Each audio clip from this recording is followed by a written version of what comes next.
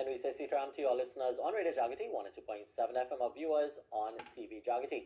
Hey, those of you joining us home here in Trinidad and Tobago, regionally, internationally as well. Welcome to a special edition of Conversations right here on your number one radio and TV Jaagriti. Of course, at this time, you're accustomed to the program Straight Talk with our CEO, Mr. Lokesh Maharaj. But as we promised you last week, as we promised you on a Monday, when we had no program, we have a special guest with us in the studio, and we're having a special edition of the program, Straight Talk. Of course, we've got with us Professor Peter Baofu with us in studio. Sitaram, and welcome to Radio and the TV Jaagriti. Thank you. Okay. Tell us a little bit about Peter Baofu. Well, I am an American author and visionary. I have written more than 160 books in all fields of knowledge, in the social sciences, in the humanities, in the formal sciences, and in the humanities. And I try to propose more than 128 different new theories and visions about the human future in relation to the mind, nature, culture, and society. Ultimately, for some unified theories of everything, not just one, but several of them. And I have been in more than 100 different countries around the world. And I do that intentionally in order to understand humanity on the ground, not just by reading a documentary or watching a film and all that. So we're privileged and happy that you're sharing some time with us. Let's talk a little bit about what's plaguing Trinidad right now. Crime. Do you think we'll ever have a control on crime? This is a question which is very heavily value-laden. Criminality is, whether you are here now or you were in the past or you will be in the future, there will be criminals, by the way. There will be crimes. Let's not forget about it. There's a control. No, this is like controlling prostitution, controlling smoking, controlling drug trafficking, and all this. This is very media savvy, but try to be a bit more real. Just something about corruption is part of life. So it doesn't mean that you do nothing. I'm not saying that either. You will do something about that, but in the context of the culture and the society that you are in. For example, in some African countries and the Caribbean countries, there are some countries, they have a lot of criminals.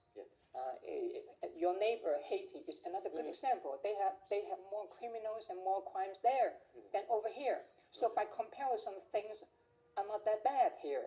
But on the other hand, it doesn't mean that you do nothing. Okay, you still have to confront them. But my point is that you need to look into the issue from multiple perspectives again.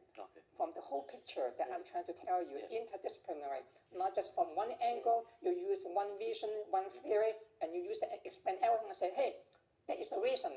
That's what we should do, and everything will be fine. No, it doesn't work like that. Okay. So both sides of the equation.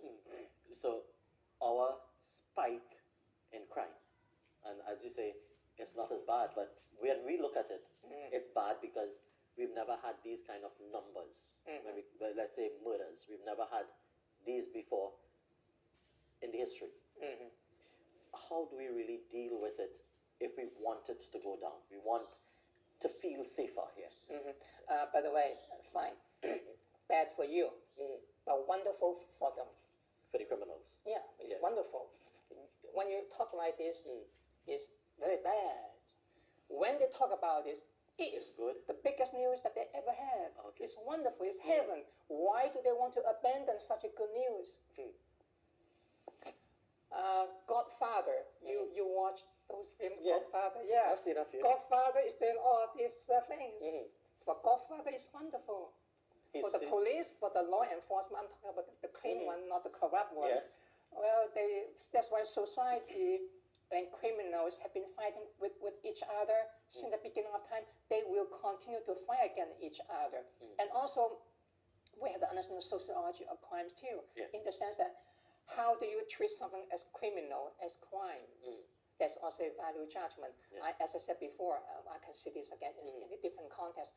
Smoking marijuana can be a crime, right? Okay. But suppose someone decriminalize marijuana tomorrow, all of a sudden the crime rate will go down.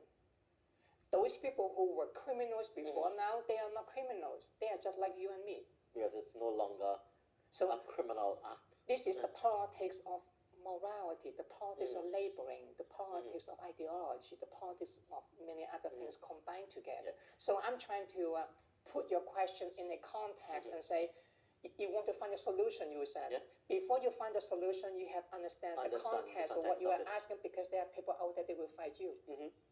So we're quickly out of time. It certainly was a pleasure having you here. And as you can tell, listeners and viewers, there's so much that we can talk about and certainly keep going on and on and on. I've got an extensive list here that I can just pull any topic from, and Professor would be able to elaborate on it. But once again, thank you very much for joining us and sharing this hour with us here on Radio and TV Jaagriti. Okay, thank you very much for the invitation. So here's where we wrap up this special edition of the program, Conversations, right here on your number one, Radio and TV Jaagriti. News at 5 is up next. See you there.